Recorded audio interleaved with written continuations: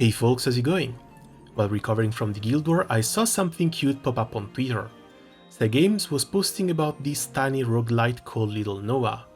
The art style looked very familiar, like one of the cutesy Final Fantasies or Bravely Default, which doesn't come as a surprise considering more than a few people at Cygames are either big fan of the series or have directly worked on them.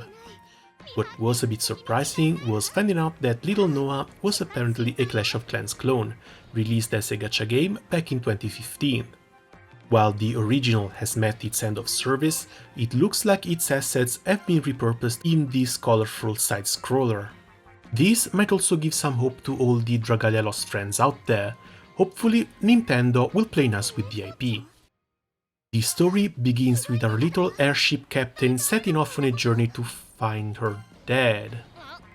Wait, why does this sound familiar? Landing on an uncharted island, we meet whom will become our traveling companion / animal mascot, a talking cat who lost his memory. Exploring the area, we found our first Lilliputs as the combat system is introduced. Each Lilliput has its own attack animation and element, and the attack chain changes based on the order in which they are equipped. They can be melee or ranged, have slow or fast animations, and let you perform jumping attacks or lunges. It's a simple but very customizable system that gains more depth the more Lilliputs you unlock. The combat itself feels pretty smooth, the action is fast, and the controls are very responsive. The attack animations lock your height if you're mid-jump, and you maintain directional control as you fall. All standard stuff for a decent side-scroller.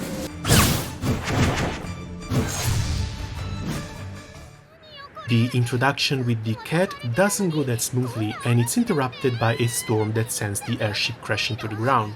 With the ship in pieces, all we're left with are a few NPCs to help with the repairs. For starters, I think we should go check the ruins. So this is the basic gameplay loop. You live to explore and collect Lilliputs and artifacts. When you fall in battle, all you've collected is converted into mana, and you can spend said mana on permanent upgrades and unlocks to make your next run a bit easier.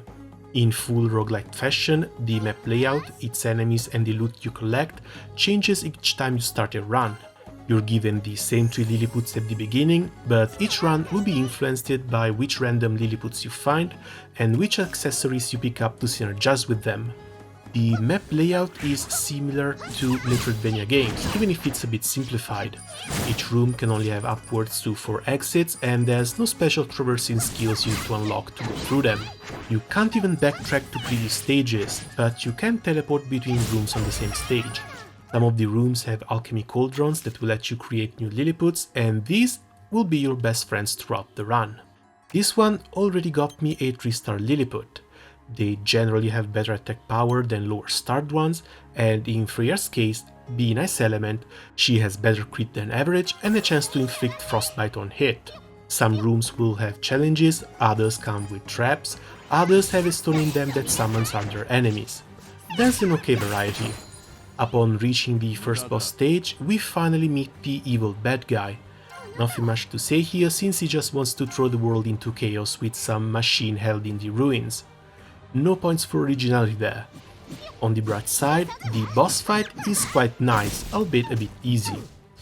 These half-stage fights usually have random enemies in them, and the champs even become unlockable later on.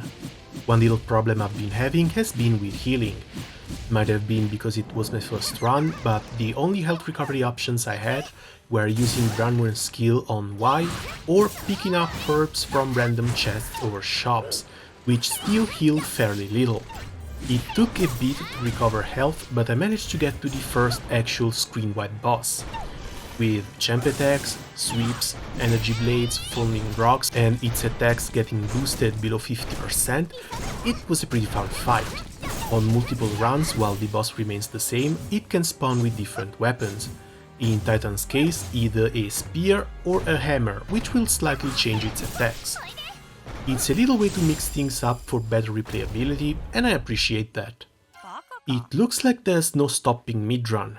After the first boss, we immediately go to the next zone, meaning we actually have to fall before doing any upgrading to the airship.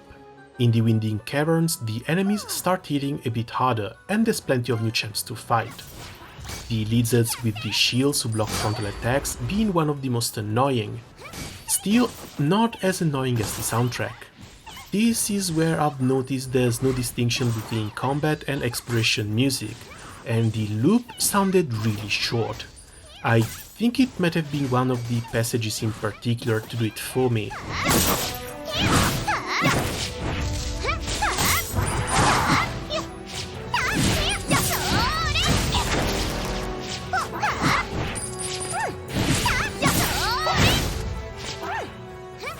But none of the other stages sounded this repetitive. After some more hacking and slashing, trying to avoid hits that could chuck a third of my life bar away, we made it to the mini-boss of the second stage, Hunger. As the bellies rumble, we're fed another piece of cute art and more banter between Noah and the cat she named Zipper. The interaction is a bit short-lived as the actual boss shows up. Compared to King, Jack here is fast and basically never stops moving. He jumps around as if the floor was lava and it can charge at you straight from landing. The bouncing tornadoes added more chaos to the mix, and this was the end of my first run.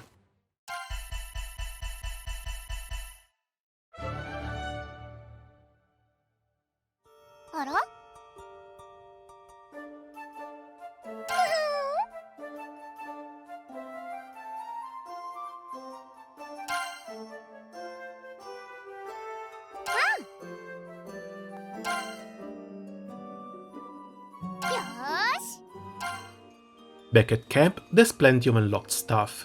The Adventurer's Log tracks your achievements and unlocks statues that you can use for permanent buffs, as well as new avatars.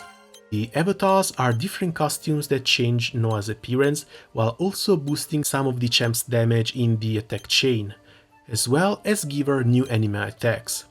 There's a Fox Ninja costume in here, as well as a chef one with a spatula for an eye patch, and of course a maid costume. Can't have an anime game without a maid costume for your protagonist. Repairing the airship means having access to potions, the B skill slot, more HP and damage, as well as opening more doors for the exploration paths, on top of unlocking more rare Lilliputs, including the mini-boss ones. Still, everything starts from the core. Some extra damage should also allow me to speed through the first area faster, so a couple of unlocks and we're ready for round 2. Overall, I've got to admit that I'm really enjoying it. The gameplay is fast and smooth, and there seems to be a good amount of customization options. Plus, it's pretty damn cute. My only complaint so far would be the stage 2 music loop, and maybe the fact that it's a little bit short. On my second run, I managed to beat Queen and make it to the second area boss, which is supposedly 2/3 of the way there. Hopefully, the Princess Connect and Uma Musume DLCs will also bring a new map or two on top of the avatars and champs. Right then, I guess that's going to be it for me for the moment. Let me know what you think of Little Noah down in the comments and if you like this sort of first impressions. As always, thanks a lot for watching and see you soon. Ciao!